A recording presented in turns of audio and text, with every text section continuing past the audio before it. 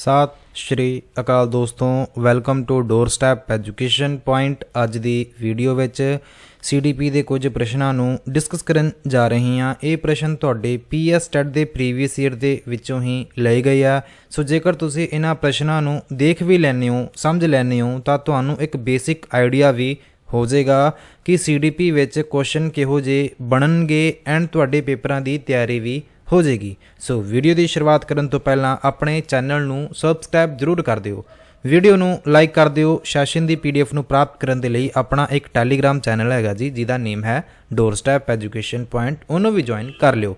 अज की वीडियो में कुछ 15 का प्रश्न आपां डिस्कस करांगे। इस तो पहलां वालियां क्लासिस दे विच आपां 120 प्रश्न डिस्कस कर चुके हैं। अज की अपनी 10वीं क्लास हैगी आ एंड अज की क्लास विच सिर्फ पंजाबी मीडियम दे विच ही प्रश्न अवेलेबल हैगे ने, क्योंकि मैनू इंग्लिश विच क्वेश्चन मिले नहीं। सो दोस्तों ये ना सोचिओ कि ये तो पंजाबी की क्लास हैगी आ। मैं आप भी अंग्रेजी मीडियम विचों पढ़िया विद्यार्थी हाँ एंड ट्रस्ट मी ये सारियां चीज़ां मैटर नहीं करदियां। तुसी चीज़ां नूं समझण उत्ते ध्यान दो एंड जिन्ने भी इत्थे टैक्नीकल टर्म्स इत्थे होणगियां उन्हां नूं मैं इंग्लिश विच भी दस दूँगा। सो इंग्लिश मीडियम वाले जिहड़े स्टूडेंट हैगे ने जी, तुहानूं कोई दिक्कत नहीं आऊगी। सो वीडियो की शुरुआत करन तो पहलां चैनल नूं सबसक्राइब जरूर कर दिओ। पहला प्रश्न देखो, मेरे सही जवाब दस्सण तो पहलां तुसी इस प्रश्न का जवाब कमेंट सैक्शन में राइट कर देना आ। संकल्प की गल की जा रही है। कंसैप्ट किस नूं दर्शाउंदा है जी? ਵੱਖਰੀਆਂ ਵਿਸ਼ੇਸ਼ਤਾ ਵਾਲੀਆਂ ਪ੍ਰਤੀਕਿਰਿਆਵਾਂ ਦੀ ਸ਼੍ਰੇਣੀ ਜਾਂ ਫਿਰ ਆਪਸ਼ਨ ਨੰਬਰ B ਅਸਧਾਰਨ ਵਿਸ਼ੇਸ਼ਤਾਵਾਂ ਵਾਲੀਆਂ ਪ੍ਰਤੀਕਿਰਿਆਵਾਂ ਦੀ ਸ਼੍ਰੇਣੀ ਜਾਂ ਫਿਰ ਅਸਧਾਰਨ ਵਿਸ਼ੇਸ਼ਤਾਵਾਂ ਵਾਲੀਆਂ ਉਤੇਜਕ ਕਿਰਿਆਵਾਂ ਦੀ ਸ਼੍ਰੇਣੀ ਜਾਂ ਫਿਰ ਆਪਸ਼ਨ ਨੰਬਰ D ਇੱਕੋ ਜਿਹੀ ਵਿਸ਼ੇਸ਼ਤਾਵਾਂ ਵਾਲੀਆਂ ਉਤੇਜਕ ਕਿਰਿਆਵਾਂ ਦੀ ਸ਼੍ਰੇਣੀ। ਸਹੀ ਜਵਾਬ ਦੀ ਗੱਲ ਕਰਦੇ ਹਾਂ। संकल्प आपां कहंदे किहनूं आ, कंसैप्ट किस नूं दर्शाउंदा है? सो सही जवाब होगा जी ऑप्शन नंबर B कि इक्को जिही विशेषता वालियां उत्तेजक क्रियावां दी श्रेणी नूं तुसीं कहने हो जी कंसैप्ट, या फिर ये चीज़ कंसैप्ट नूं दर्शाउंदी है। सो ऑप्शन नंबर D जवाब नूं तुसीं लगा सकते हो टिक। अगला प्रश्न देखो, अगले प्रश्न दे विच सैफलोकॉर्डल डेवलपमेंट की गल की जा रही है। सैफलोकॉर्डल डेवलपमेंट डायरैक्शन ऑफ डेवलपमेंट हुंदियां ने, कह सकते हैं कि डेवलपमेंट का ही पार्ट होंदा है, या फिर डेवलपमेंट जो भी आप टॉपिक पढ़ते हैं उहदे विच तुसीं दो तरह दियां डेवलपमेंट बारे पढ़ते हो। एक तो होंदा है जी सैफलोकॉर्डल डेवलपमेंट, एक होंदा है जी proximo distal development. Proximo distal development विच हुंदा की है, इहदे बारे तुसीं मैनूं कमेंट सैक्शन विच दसो, क्योंकि उहदे बारे आपां बहुत बार गल कर चुके हैं एंड थ्योरी वाली वीडियो विच भी मैं तुहानूं बहुत बार समझाया होया एंड वो सारियां वीडियोज़ अपने इस यूट्यूब ते ही पईयां ने, प्लेलिस्ट भी मिल जाणगियां। ये ना सोचो कोई अपनी पेड क्लास होनी है जिथे तुहानूं वो क्लासेस मिलणगियां, बिल्कुल नहीं, सारियां क्लासेस फ्री पईयां ने। गल करदे हां इस प्रश्न की। सैफलोकॉर्डल डेवलपमेंट की गल की जा रही है। इहदे विच जिहड़ा विकास हुंदा है कि आम तो खास तो आम हुंदा है, या फिर एकसार विकास नहीं, या फिर वाधा जिहड़ा हुंदा है सिर तो हेठा वाल नूं हुंदा है, या फिर विकास एक निरंतर प्रक्रिया हैगी है। सो विकास एक निरंतर प्रक्रिया है, ये तुहानूं सारिआं नूं पता है इस गल दा, बट इत्थे सैफलोकॉर्डल डेवलपमेंट की गल की जा रही है। सैफलोकॉर्डल डेवलपमेंट हुंदा हैगा जी, तुसीं इन्नी गल याद कर लिओ, C तो शुरू हुंदा आ, मतलब कि सिर तो पैर वाल नूं जिहड़ा विकास हुंदा आ उहनूं तुसीं की कहंदे हो जी? उहनूं तुसीं सैफलोकॉर्डल डेवलपमेंट कहंदे हो। मतलब ये कि सिर तो जिहड़ा हैगा जी हेठां वाल नूं भाव पैरां वाल नूं हुंदा आ। सो किहड़ी ऑप्शन बच गई? ऑप्शन नंबर C हो गया जी। ऑप्शन नंबर C जवाब नूं तुसीं लगा दो टिक। चलदे हां अगले प्रश्न दे उत्ते। अगला जिहड़ा प्रश्न हैगा जी मैटा कोगनेटिव की गल की जा रही है। अलंकारिक ज्ञान की किस्म नहीं है, मतलब ये कि इत्थे तीन चीज़ां इहो जिहियां होणगियां जिहड़े कि मैटा कोगनेटिव दा पार्ट हैगियां ने। सो ਇਹਦਾ ਤੁਸੀਂ जवाब देना आ। प्रक्रिया संबंधी प्रोसीजरल ज्ञान, या फिर ऑप्शन नंबर B मुलांकन संबंधी इवैल्यूएटिव ज्ञान, या फिर शर्त वाला कंडीशनल ज्ञान, या फिर घोषणात्मक डिक्लेरेटिव ज्ञान। ਇੱਥੇ ਤੁਹਾਡਾ ਜਿਹੜਾ सही जवाब बनेगा जी वो बनेगा जी इवैल्यूएटिव ज्ञान। मतलब कि मैटाकोगनेटिव ਦਾ पार्ट नहीं है, या फिर ਇਹਦੀ किस्म नहीं हैगी है। ऑप्शन नंबर B जवाब ਨੂੰ ਤੁਸੀਂ ਲਗਾ ਸਕਦੇ ਹੋ ਟਿਕ। ਪ੍ਰੋਸੀਜਰਲ ਗਿਆਨ ਦੇ ਵਿੱਚ ਤੁਸੀਂ ਜਾਣਦੇ ਹੋ ਕਿ ਕਿਸੇ ਚੀਜ਼ ਨੂੰ ਕਰਨਾ ਕਿਵੇਂ ਹੈ। ਪ੍ਰੋਸੀਜਰਲ ਗਿਆਨ ਦੇ ਵਿੱਚ ਜਾਂ ਫਿਰ ਪ੍ਰਕਿਰਿਆ ਸੰਬੰਧੀ ਗਿਆਨ ਦੇ ਵਿੱਚ। ਕੰਡੀਸ਼ਨਲ ਨੌਲੇਜ ਦੇ ਵਿੱਚ ਤੁਸੀਂ ਦੇਖਦੇ ਹੋ ਕਿ ਬਈ ਕਦੋਂ ਅਤੇ ਕਿਉਂ ਤੁਸੀਂ ਕਿਸੇ ਸਰਟਨ ਨੌਲੇਜ ਨੂੰ ਜਾਂ ਫਿਰ ਸਕਿੱਲ ਨੂੰ ਯੂਜ਼ ਕਰਨਾ ਹੈ। ਤੇ ਡੈਕਲੇਰੇਟਿਵ ਨੌਲੇਜ ਦੇ ਵਿੱਚ ਤੁਸੀਂ ਸਪੈਸੀਫਿਕ ਫੈਕਟ ਅਤੇ ਇਨਫੋਰਮੇਸ਼ਨ ਦੀ ਗੱਲ ਕਰਦੇ ਹੋ। ਸੋ ਆਪਸ਼ਨ ਨੰਬਰ ਏ ਜਵਾਬ ਤੁਹਾਡਾ ਸਹੀ ਹੋਗਾ, ਇਵੈਲੂਏਟਿਵ ਗਿਆਨ, ਇਵੈਲੂਏਟਿਵ ਜਾਂ ਫਿਰ ਮੁਲਾਂਕਣ ਸੰਬੰਧੀ। ਚੱਲਦੇ ਹਾਂ ਜੀ ਅਗਲੇ ਪ੍ਰਸ਼ਨ ਦੇ ਉੱਤੇ। ਅਗਲਾ ਜਿਹੜਾ ਪ੍ਰਸ਼ਨ ਹੈਗਾ ਜੀ, ਜਿਹਦੇ ਵਿੱਚ ਤੁਹਾਡੇ ਤੋਂ ਪੁੱਛਿਆ ਜਾ ਰਿਹਾ, ਕ੍ਰੀਏਟਿਵ ਥਿੰਕਿੰਗ ਦੀ ਗੱਲ ਇੱਥੇ ਕੀਤੀ ਜਾ ਰਹੀ ਹੈ। ਸਿਰਜਣਾਤਮਕ ਸੋਚ ਕ੍ਰੀਏਟਿਵ ਥਿੰਕਿੰਗ ਦੇ 4 ਜਿਹੜੇ ਪੜਾਅ ਹੈਗੇ ਆ ਜੀ, ਉਹ ਕਿਹੜੇ ਹੁੰਦੇ ਆ? ਤਿਆਰੀ, ਪ੍ਰਫੁੱਲਤ, ਉਦਾਹਰਣ, ਤਸਦੀਕ। ਤਿਆਰੀ, ਅਨੁਭੂਤੀ, ਪ੍ਰਕਾਸ਼, ਤਸਦੀਕ। ਤਿਆਰੀ, ਸ਼ਮੂਲੀਅਤ, ਪ੍ਰਕਾਸ਼, ਤਸਦੀਕ। ਤਿਆਰੀ, ਪ੍ਰਫੁੱਲਤ, ਪ੍ਰਕਾਸ਼, ਤਸਦੀਕ। ਵੈਸੇ ਮੈਂ ਨਾ ਇਸ ਪ੍ਰਸ਼ਨ ਦਾ ਜਵਾਬ ਦੇਣ ਤੋਂ ਪਹਿਲਾਂ ਜਿਹੜੇ 4 ਜਿਹੜੀਆਂ ਸਟੇਜਸ ਨੇ ਕ੍ਰੀਏਟਿਵ ਥਿੰਕਿੰਗ ਦੀਆਂ, ਪਹਿਲਾਂ ਤਾਂ ਮੈਂ ਉਹਦੀ ਗੱਲ ਸਮਝਾਉਣ ਦੀ ਕੋਸ਼ਿਸ਼ ਕਰੂੰਗਾ ਵੀ ਬੇਸਿਕ ਜਿਹੜੀਆਂ ਚੀਜ਼ਾਂ ਨੇ ਜੀ ਉਹਦੇ ਬਾਰੇ ਪਹਿਲਾਂ ਤੁਸੀਂ ਸਮਝ ਲਓ। ਪਹਿਲੇ ਤੇ ਜਿਹੜਾ ਆਉਂਦਾ ਹੈਗਾ ਜੀ, ਜਿਹਨੂੰ ਤੁਸੀਂ ਕੀ ਕਹਿੰਦੇ ਹੋ, ਜਿਹਨੂੰ ਤੁਸੀਂ ਪ੍ਰੈਪਰੇਸ਼ਨ ਦਾ ਨਾਮ ਦਿੰਦੇ ਹੋ। ਦੂਸਰੇ ਨੰਬਰ ਤੇ ਜਦੋਂ ਆਪਾਂ ਗੱਲ ਕਰਦੇ ਹਾਂ, ਉਹਦੇ ਵਿੱਚ ਆਪਾਂ ਇਨਕਿਊਬੇਸ਼ਨ ਨੂੰ ਸ਼ਾਮਿਲ ਕਰਦੇ ਹਾਂ। ਕੀ ਕਰਦੇ ਹਾਂ ਜੀ? ਇਨਕਿਊਬੇਸ਼ਨ ਨੂੰ ਸ਼ਾਮਿਲ ਕਰਦੇ ਹੋ। ਤੀਸਰੇ ਨੰਬਰ ਤੇ ਜਿਹੜੀ ਗੱਲ ਆਉਂਦੀ ਹੈ ਜੀ, ਉਹਨੂੰ ਤੁਸੀਂ ਕਹਿੰਦੇ ਹੋ ਜੀ ਇਲੂਮੀਨੇਸ਼ਨ। ਕੀ ਕਹਿੰਦੇ ਹੋ ਜੀ? ਇਲੂਮੀਨੇਸ਼ਨ, ਜਿਹਨੂੰ ਤੁਸੀਂ ਕਹਿੰਦੇ ਹੋ। ਚੌਥੇ ਨੰਬਰ ਤੇ ਜਿਹੜੀ ਲਾਸਟ ਸਟੇਜ ਵੇਖਣ ਨੂੰ ਮਿਲਦੀ ਹੈ, ਜਿਹਨੂੰ ਤੁਸੀਂ ਵੈਰੀਫਿਕੇਸ਼ਨ ਕਹਿੰਦੇ ਹੋ। ਕੀ ਕਹਿੰਦੇ ਹੋ ਜੀ? ਵੈਰੀਫਿਕੇਸ਼ਨ ਕਹਿੰਦੇ ਹੋ। ਸੋ ਵੇਖੋ, ਪ੍ਰੈਪਰੇਸ਼ਨ ਜਿਹਨੂੰ ਤੁਸੀਂ ਤਿਆਰੀ ਕਰ ਰਹੇ ਹੋ, ਵੀ ਇਹ ਜਿਹੜੀ ਤਿਆਰੀ ਹੈਗੀ ਹੈ ਜੀ, ਇਹ ਸਾਰਿਆਂ ਦੇ ਵਿੱਚ ਹੈ। ਠੀਕ ਹੈ ਜੀ, ਸਾਰਿਆਂ ਵਿੱਚ ਹੈ। ਦੂਸਰੇ ਨੰਬਰ ਤੇ ਹੈਗਾ ਜੀ ਇਨਕਿਊਬੇਸ਼ਨ। ਵੈਸੇ ਵੇਖੋ, ਤਿਆਰੀ ਦੇ ਵਿੱਚ ਤੁਸੀਂ ਕੀ ਕਰਦੇ ਹੋ? ਤਿਆਰੀ ਦੇ ਵਿੱਚ ਜਦੋਂ ਵੀ ਤੁਸੀਂ ਕੋਈ ਕ੍ਰੀਏਟਿਵ ਥਿੰਕਿੰਗ ਦੇ 4 ਪੜਾਵਾਂ ਦੀ ਗੱਲ ਕਰ ਰਹੇ ਹਾਂ, ਕਿ ਜਿਹੜੀ ਵੀ ਜਾਣਕਾਰੀ ਹੁੰਦੀ ਹੈ, ਆਪਾਂ ਸਾਰੀ ਜਾਣਕਾਰੀ ਨੂੰ ਇਕੱਠੀ ਕਰਦੇ ਹਾਂ, ਜਿਹੜੀ ਵੀ ਆਪਣੇ ਕੋਲ ਅਵੇਲੇਬਲ ਹੁੰਦੀ ਹੈ, ਰਿਸਰਚ ਕਰਦੇ ਹੈਗੇ ਹਾਂ, ਜੋ ਵੀ ਮਤਲਬ ਆਪਣਾ ਪ੍ਰੋਬਲਮ ਹੈ ਜਾਂ ਫਿਰ ਜਿਹੜਾ ਵੀ ਟੌਪਿਕ ਹੈਗਾ ਆ, ਤਿਆਰੀ ਕਰ ਲੈਂਦੇ ਹੋ। ਤਿਆਰੀ ਤੋਂ ਬਾਅਦ ਇਨਕਿਊਬੇਸ਼ਨ, ਮਤਲਬ ਕਿ ਇਸ ਸਟੇਜ ਦੇ ਵਿੱਚ ਤੁਸੀਂ ਬ੍ਰੇਕ ਲੈਂਦੇ ਹੋ, ਤੇ ਜੋ ਵੀ ਮਤਲਬ ਥੋੜ੍ਹਾ ਜਿਹਾ ਤੁਸੀਂ ਬ੍ਰੇਕ ਲਓਗੇ, ਇਹਦੇ ਨਾਲ ਤੁਹਾਡਾ ਕੀ ਹੋਣਾ ਆ, ਸਬਕੌਂਸ਼ੀਅਸ ਜਿਹੜਾ ਮਾਈਂਡ ਹੋਊਗਾ ਜੀ, ਉਹ ਆਪਣਾ ਉਹਨਾਂ ਚੀਜ਼ਾਂ 'ਤੇ ਕੰਮ ਕਰੂਗਾ, ਜਿਹਦੇ ਨਾਲ ਆਪਾਂ ਨੂੰ ਨਵਾਂ ਪਰਸਪੈਕਟਿਵ ਮਿਲੂਗਾ। ਸੋ ਇਹਨੂੰ ਤੁਸੀਂ ਇਨਕਿਊਬੇਸ਼ਨ ਕਹਿੰਦੇ ਹੋ। ਤੀਸਰੇ ਨੰਬਰ 'ਤੇ ਇਲੂਮੀਨੇਸ਼ਨ, ਜਿਹਨੂੰ ਤੁਸੀਂ ਆਹਾ ਮੂਵਮੈਂਟ ਕਹਿੰਦੇ ਹੋ। ਤੀਸਰੇ ਨੰਬਰ 'ਤੇ ਇਲੂਮੀਨੇਸ਼ਨ ਹੈ, ਆਹਾ ਮੂਵਮੈਂਟ ਜਿਹਨੂੰ ਕਿਹਾ ਜਾਂਦਾ ਆ, ਜਿਹਦੇ ਵਿੱਚ ਅਚਾਨਕ ਹੀ ਤੁਹਾਡੇ ਦਿਮਾਗ ਵਿੱਚ ਹੈ ਨਾ ਕੋਈ ਗੱਲ ਆ ਜਾਂਦੀ ਹੈ, ਜਾਂ ਫਿਰ ਕੋਈ ਜਿਹੜਾ ਵਿਚਾਰ ਹੈਗਾ ਜੀ ਬਿਲਕੁਲ ਹੀ ਕਲੀਅਰ ਹੋ ਜਾਂਦਾ ਆ। ਐਂਡ ਇਸ ਤੋਂ ਬਾਅਦ ਆਪਾਂ ਕਰਦੇ ਹੈਗੇ ਆ ਜੀ ਵੈਰੀਫਿਕੇਸ਼ਨ, ਮਤਲਬ ਕਿ ਤਿਆਰੀ। ਇਹਦੇ ਵਿੱਚ ਆਪਸ਼ਨ ਨੰਬਰ ਬੀ ਜਵਾਬ ਮੇਰੇ ਅਕੋਰਡਿੰਗ ਸਹੀ ਹੋਊਗਾ ਜੀ, ਤਿਆਰੀ। ਫਿਰ ਅਨੁਭੂਤੀ, ਜਿਹਨੂੰ ਤੁਸੀਂ ਇਨਕਿਊਬੇਸ਼ਨ ਕਹਿੰਦੇ ਹੋ, ਪ੍ਰਕਾਸ਼। ਫਿਰ ਉਸ ਤੋਂ ਬਾਅਦ ਤਸਦੀਕ। ਜਿੱਥੇ ਤੱਕ ਮੈਨੂੰ ਪਤਾ ਲੱਗਦਾ ਪਿਆ ਵੀ ਜਿਹੜਾ ਪ੍ਰਫੁੱਲਤ ਅਤੇ ਪ੍ਰਕਾਸ਼ ਜਿਹੜਾ ਹੈਗਾ ਨਹੀਂ ਜੇ ਸਿਮਿਲਰ ਜੇ ਹੋ ਜਾਣੇ ਆ, ਸੋ ਇਸ ਕਰਕੇ ਇਹ ਜਵਾਬ ਨਹੀਂ ਸਹੀ ਹੋਊਗਾ। ਆਪਸ਼ਨ ਨੰਬਰ ਜਿਹੜਾ ਬੀ ਜਵਾਬ ਹੈਗਾ ਜੀ, ਇਹ ਤੁਹਾਡਾ ਜਿਹੜਾ ਜਵਾਬ ਹੈਗਾ ਜੀ ਬਿਲਕੁਲ ਸਹੀ ਹੈ। ਆਪਸ਼ਨ ਨੰਬਰ ਬੀ ਜਵਾਬ ਨੂੰ ਤੁਸੀਂ ਲਗਾ ਸਕਦੇ ਹੋ ਟਿਕ। ਚੱਲਦੇ ਹਾਂ ਅਗਲੇ ਜਿਹੜਾ ਪ੍ਰਸ਼ਨ ਹੈਗਾ ਜੀ, ਇੱਕ ਵਿਅਕਤੀ ਜਿਸ ਦੀ ਇੱਕ ਵਿਸ਼ੇਸ਼ ਸਿੱਖਣ ਦੀ ਅਯੋਗਤਾ ਹੈ। ਸੋ ਇਹਦੇ ਬਾਰੇ ਤੁਸੀਂ ਦੱਸਣਾ ਆ। ਇੱਕ ਵਿਅਕਤੀ ਜਿਸ ਦੀ ਇੱਕ ਵਿਸ਼ੇਸ਼ ਸਿੱਖਣ ਦੀ ਅਯੋਗਤਾ ਹੈ, ਉਸ ਦੀਆਂ ਇੱਕ ਜਾਂ ਵਧੇਰੇ ਬੁਨਿਆਦੀ ਮਨੋਵਿਗਿਆਨਕ ਪ੍ਰਕਿਰਿਆਵਾਂ ਵਿੱਚ ਵਿਗਾੜ ਹੈ, ਉਸ ਨੂੰ ਸਿੱਖਣ ਵਿੱਚ ਮੁਸ਼ਕਿਲ ਹੈ, ਉਸ ਦੀ ਸਮੱਸਿਆ ਦੇਖਣ ਅਤੇ ਸੁਣਨ ਦੀ ਅਪੰਗਤਾ ਕਰਕੇ ਨਹੀਂ ਹੈ। ਸੋ ਇੱਥੇ ਜਾਂ ਫਿਰ ਉਪਰੋਕਤ ਸਾਰੇ ਹੀ, ਇੱਥੇ ਕਿਹੜਾ ਜਵਾਬ ਸਹੀ ਬਣੇਗਾ ਜੀ? ਇੱਕ ਵਿਅਕਤੀ ਜਿਸ ਦੀ ਇੱਕ ਵਿਸ਼ੇਸ਼ ਸਿੱਖਣ ਦੀ ਅਯੋਗਤਾ ਹੈਗੀ ਆ। ਸੋ ਇਹਦੇ ਵਿੱਚ ਜਿਹੜੇ ਜਵਾਬ ਬਣੇਗਾ ਜੀ, ਉਹ ਬਣੇਗਾ ਜੀ ਸਾਰੇ ਆਪਸ਼ਨ ਨੰਬਰ ਡੀ, ਕਿ ਇੱਕ ਜਾਂ ਵਧੇਰੇ ਬੁਨਿਆਦੀ ਮਨੋਵਿਗਿਆਨਕ ਪ੍ਰਕਿਰਿਆਵਾਂ ਵਿੱਚ ਵਿਗਾੜ ਹੈ, ਉਸ ਨੂੰ ਸਿੱਖਣ ਵਿੱਚ ਮੁਸ਼ਕਿਲ ਹੈ, ਉਸ ਦੀ ਸਮੱਸਿਆਵਾਂ ਦੇਖਣ ਅਤੇ ਸੁਣਨ ਦੀ ਅਪੰਗਤਾ ਕਰਕੇ ਨਹੀਂ ਹੈ। ਉਪਰੋਕਤ ਸਾਰੇ ਹੀ ਇੱਥੇ ਜਵਾਬ ਸਹੀ ਬਣੇਗਾ। ਚੱਲਦੇ ਹਾਂ ਅਗਲੇ ਪ੍ਰਸ਼ਨ ਦੇ ਉੱਤੇ।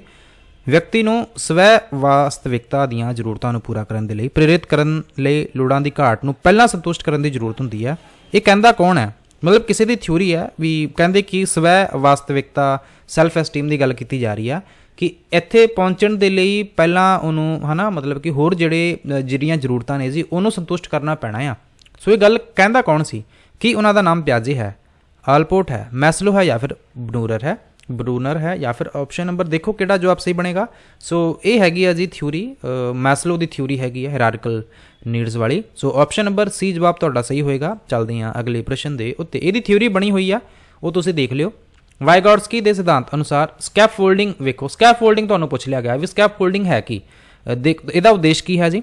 ਅਧਿਆਪਕਾਂ ਨੂੰ ਸਵੈ ਅਧਿਐਨ ਦੁਆਰਾ ਗਿਆਨ ਤੇ ਹੁਨਰ ਪ੍ਰਾਪਤ ਕਰਨ ਵਿੱਚ ਸਹਾਇਤਾ ਕਰਨਾ।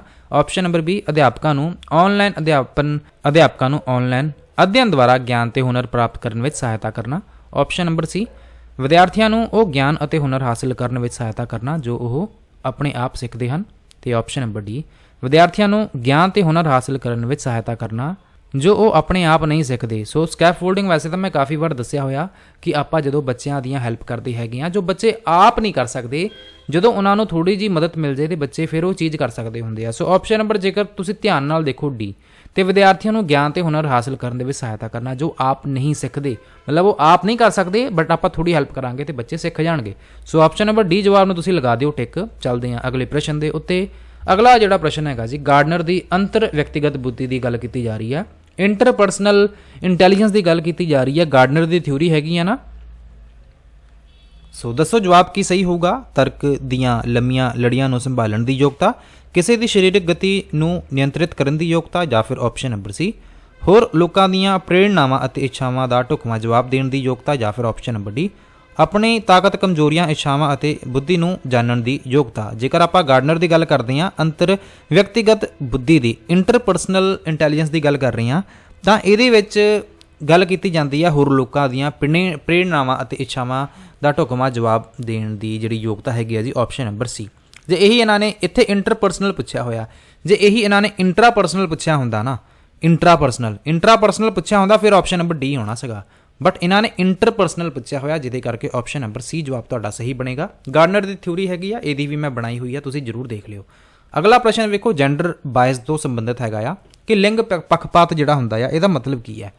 ਟੈਕਨੋਲੋਜੀ ਨੂੰ ਵਰਤਣ ਵਿੱਚ ਲੜਕੇ ਅਤੇ ਲੜਕੀਆਂ ਨਾਲ ਬਰਾਬਰ ਦਾ ਵਿਵਹਾਰ ਕਰਨਾ, ਜਾਂ ਫਿਰ ਆਪਸ਼ਨ ਨੰਬਰ ਬੀ ਢੁਕਵੇਂ ਵਿਦਿਅਕ ਕਾਰਨ ਤੋਂ ਬਗੈਰ ਲੜਕੇ ਅਤੇ ਲੜਕੀਆਂ ਨਾਲ ਵੱਖਰਾ ਵਿਵਹਾਰ ਕਰਨਾ, ਆਪਸ਼ਨ ਨੰਬਰ ਸੀ ਢੁਕਵੇਂ ਵਿਦਿਅਕ ਕਾਰਨ ਕਰਕੇ ਲੜਕੇ ਅਤੇ ਲੜਕੀਆਂ ਨਾਲ ਵੱਖਰਾ ਵਿਵਹਾਰ ਕਰਨਾ, ਆਪਸ਼ਨ ਨੰਬਰ ਡੀ ਸਾਰੇ ਵਿਦਿਅਕ ਮਾਮਲਿਆਂ ਵਿੱਚ ਲੜਕੇ ਅਤੇ ਲੜਕੀਆਂ ਨਾਲ ਬਰਾਬਰ ਵਿਵਹਾਰ ਕਰਨਾ। ਬਰਾਬਰ ਵਿਵਹਾਰ ਤਾਂ ਹੋਣਾ ਨਹੀਂ, ਆਪਸ਼ਨ ਨੰਬਰ ਡੀ ਤੇ ਏ ਨੂੰ ਆਪਾਂ ਕਰ ਦਾਂਗੇ ਐਲੀਮੀਨੇਟ। ਬਾਕੀ ਗੱਲ ਕਰਦੇ ਹਾਂ ਆਪਸ਼ਨ ਨੰਬਰ ਬੀ ਦੀ।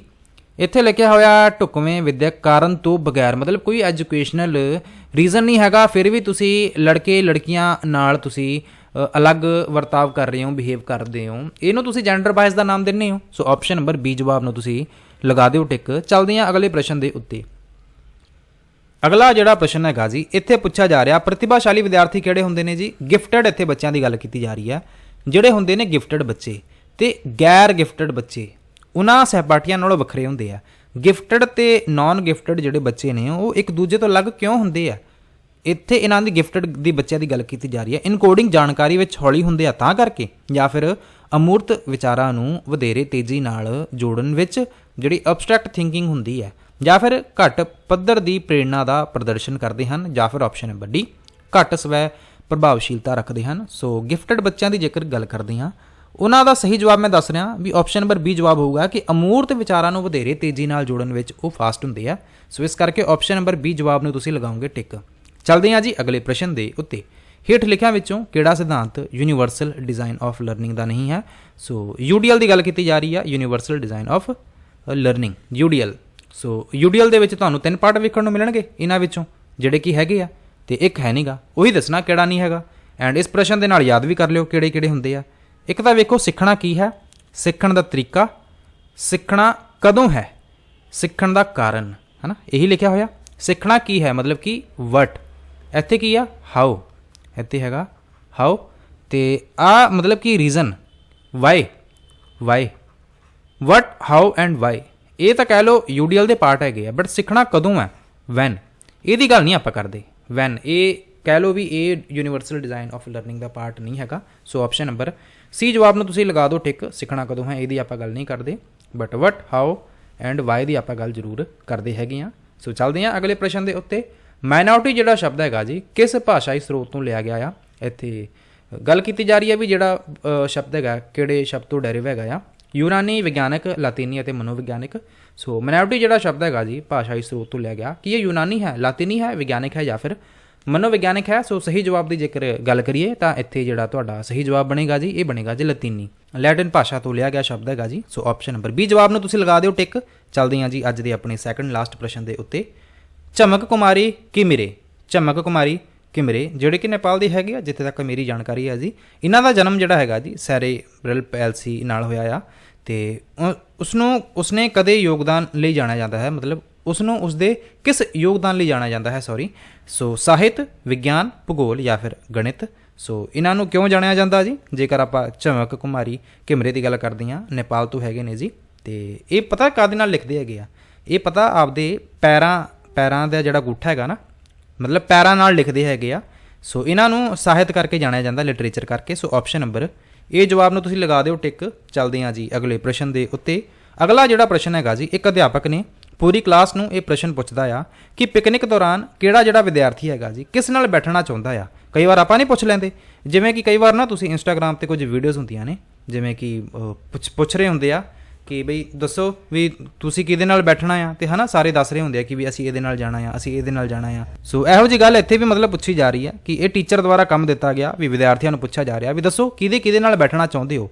ਤੇ ਉਸ ਤੋਂ ਬਾਅਦ ਜਦੋਂ ਉਹਨਾਂ ਦੇ ਜਵਾਬ ਇਕੱਠੇ ਕਰ ਲਏ ਨਾ, ਤੇ ਵਿਦਿਆਰਥੀਆਂ ਦੀਆਂ ਤਰਜੀਹਾਂ ਦਾ ਵਿਸ਼ਲੇਸ਼ਣ ਕਰਦਾ ਆ ਕਿ ਕਿਹੜੇ ਬੱਚੇ ਨੇ ਕਿਹਦਾ ਨਾਮ ਲਿਆ ਸੀਗਾ, ਕਿਹਦਾ ਘੱਟ ਨਾਮ ਲਿਆ ਗਿਆ। ਸੋ ਇਸ ਤੋਂ ਅਧਿਆਪਕ ਨੂੰ ਪਤਾ ਲੱਗ ਗਿਆ ਨਾ ਵੀ ਕਿਹੜਾ ਜਿਹੜਾ ਬੱਚਾ ਹੈਗਾ ਕਲਾਸ ਵਿੱਚ ਸਭ ਤੋਂ ਫੇਵਰੇਟ ਹੈਗਾ ਸਾਰੇ ਬੱਚਿਆਂ ਦਾ, ਤੇ ਕਿਹੜਾ ਸਭ ਤੋਂ ਘੱਟ ਫੇਵਰੇਟ ਹੈਗਾ। ਤੇ ਇਹ ਚੀਜ਼ਾਂ ਸਾਰੀਆਂ ਪਤਾ ਕਰ ਲਈਆਂ।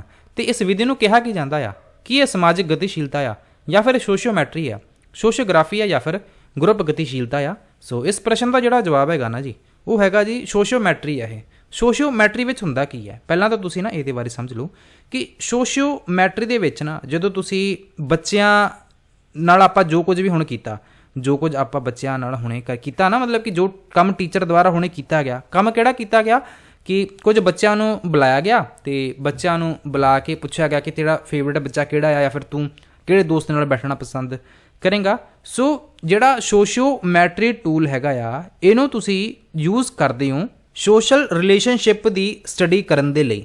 ਜੈਕੋਬ ਐਲ ਮੋਰੇਨੋ ਦੁਆਰਾ ਇਸ ਮੈਥਡ ਨੂੰ ਕਹਿ ਲਓ ਕਿ ਡਿਵੈਲਪ ਕੀਤਾ ਗਿਆ ਸੀਗਾ। ਕਿਹਦੇ ਦੁਆਰਾ? Jacob L ਮੋਰੇਨੋ, MORENO, Jacob L ਮੋਰੇਨੋ। ਹੋ ਸਕਦਾ ਐਗਜ਼ਾਮ ਦੇ ਵਿੱਚ ਪੁੱਛ ਲਿਆ ਜਾਵੇ ਕਿ ਸੋਸ਼ੀਓਮੈਟਰੀ ਮੈਥਡ ਕਿਹਦੇ ਦੁਆਰਾ ਡਿਵੈਲਪ ਕੀਤਾ ਗਿਆ, ਫਿਰ ਤੁਸੀਂ ਜਵਾਬ ਦੋਗੇ ਜੈਕੋਬ ਐਲ ਮੋਰੇਨੋ। ਸੋ ਇਹਨਾਂ ਨੇ ਇਹ ਮੈਥਡ ਡਿਵੈਲਪ ਕੀਤਾ ਸੀਗਾ। ਇਹਦੇ ਵਿੱਚ ਅਸੀਂ ਸਮਝਦੇ ਹਾਂ ਕਿ ਜਿਹੜੇ ਇੰਡੀਵਿਜੂਅਲ ਹੈਗੇ ਆ, ਬੱਚੇ ਹੈਗੇ ਆ, ਇੱਕ ਦੂਜੇ ਬਾਰੇ ਸੋਚਦੇ ਕੀ ਆ। ਸੋ ਇਹਦਾ ਫਾਇਦਾ ਕੀ ਹੈ ਵੈਸੇ ਜੇ ਆਪਾਂ ਗੱਲ ਕਰੀਏ ਕਿ ਇਸ ਮੈਥਡ ਦਾ ਫਾਇਦਾ ਕੀ ਹੈ, ਜਦੋਂ ਆਪਾਂ ਨੂੰ ਪਤਾ ਲੱਗ ਗਿਆ ਕਿ ਯਾਰ ਇਹ ਫਲਾਨਾ ਬੱਚਾ ਆ, ਆਹ ਜਿਹੜਾ ਬੱਚਾ ਆ ਇਹਨੂੰ ਘੱਟ ਪਸੰਦ ਕੀਤਾ ਗਿਆ, ਆਹ ਵਾਲੇ ਬੱਚੇ ਨੂੰ ਬੜਾ ਜ਼ਿਆਦਾ ਪਸੰਦ ਕੀਤਾ ਗਿਆ, ਤੇ ਆਪਾਂ ਕੁਝ ਇਸ ਤਰ੍ਹਾਂ ਕਰੀਏ ਕਿ ਸਾਰਿਆਂ ਨੂੰ ਪਸੰਦ ਕੀਤਾ ਜਾਵੇ। ਮਤਲਬ ਐ ਨਾ ਹੋਵੇ ਕਿ ਜਿਹੜਾ ਆ ਇੱਕ ਬੱਚਾ ਅਲੱਗ ਹੋ ਗਿਆ ਵੀ ਇਹਨੂੰ ਤਾਂ ਪਿਆਰ ਹੀ ਨਹੀਂ ਕਰ ਰਿਹਾ ਕੋਈ ਕਲਾਸ ਵਿੱਚ, ਮਤਲਬ ਪਿਆਰ ਦੂਜਾ ਪਿਆਰ ਨਹੀਂ, ਲਾਈਕ ਹੈ ਨਾ ਵੀ ਇੱਕ ਸਾਰੇ ਆਪਾਂ ਰਲ ਕੇ ਬੱਚਿਆਂ ਵਿੱਚ ਆਪਸ ਵਾਲਾ ਜਿਹੜਾ ਪਿਆਰ ਹੁੰਦਾ ਆ ਉਹਦੀ ਆਪਾਂ ਗੱਲ ਕਰ ਰਹੇ ਹਾਂ ਕਿ ਉਹ ਬੱਚਾ ਐ ਨਾ ਸੋਚ ਕਿ ਯਾਰ ਮੈਂ ਇਕੱਲਾ ਰਹਿਣਾ ਆ। ਸੋ ਇੱਥੇ ਉਹਦੀ ਗੱਲ ਕੀਤੀ ਜਾ ਰਹੀ ਹੈ। ਸੋ ਇਸ ਮੈਥਡ ਦਾ ਇਹ ਬੈਨੀਫਿਟ ਕਹਿ ਸਕਦੇ ਹੋ। ਸੋ ਆਪਸ਼ਨ ਨੰਬਰ ਜਿਹੜਾ ਸੀ ਜਵਾਬ ਹੈਗਾ ਜੀ, ਇਹ ਤੁਸੀਂ ਸਹੀ ਲਗਾ ਸਕਦੇ ਹੋ। ਤੇ ਇਹ ਸੀਗੇ ਜੀ ਅੱਜ ਦੇ ਆਪਣੇ ਕੁਝ ਪ੍ਰਸ਼ਨ। 15 ਪ੍ਰਸ਼ਨ ਸੀਗੇ। ਤੁਹਾਡੇ ਕਿੰਨੇ ਬਣੇ ਆ ਜੀ? ਤੁਹਾਨੂੰ ਕੋਈ ਸਮਝ ਲੱਗਿਆ ਪ੍ਰਸ਼ਨ ਜਾਂ ਫਿਰ ਨਹੀਂ, ਜਾਂ ਫਿਰ ਆਪਾਂ ਐਵੇਂ ਵੀਡੀਓਜ਼ ਬਣਾ ਰਹੇ ਹਾਂ? ਜੇਕਰ ਤੁਹਾਨੂੰ ਬੈਨੀਫਿਟ ਹੋ ਰਿਹਾ ਇਹਨਾਂ ਕਲਾਸਾਂ ਦਾ ਤਾਂ ਕਿਰਪਾ ਕਰਕੇ ਲਾਈਕ ਦਾ ਬਟਨ ਜ਼ਰੂਰ ਪ੍ਰੈਸ ਕਰਿਆ ਕਰੋ, ਵੀਡੀਓ ਨੂੰ ਸ਼ੇਅਰ ਕਰਿਆ ਕਰੋ ਐਂਡ ਆਪਣੇ ਚੈਨਲ ਨੂੰ ਸਬਸਕ੍ਰਾਈਬ ਕਰੋ ਵੱਧ ਤੋਂ ਵੱਧ। ਸੋ ਦੋਸਤੋ, ਇਸ ਨੋਟ ਨਾਲ ਹੀ ਮੈਨੂੰ ਦਿਓ ਇਜਾਜ਼ਤ। Thank you so much for watching. God bless you all.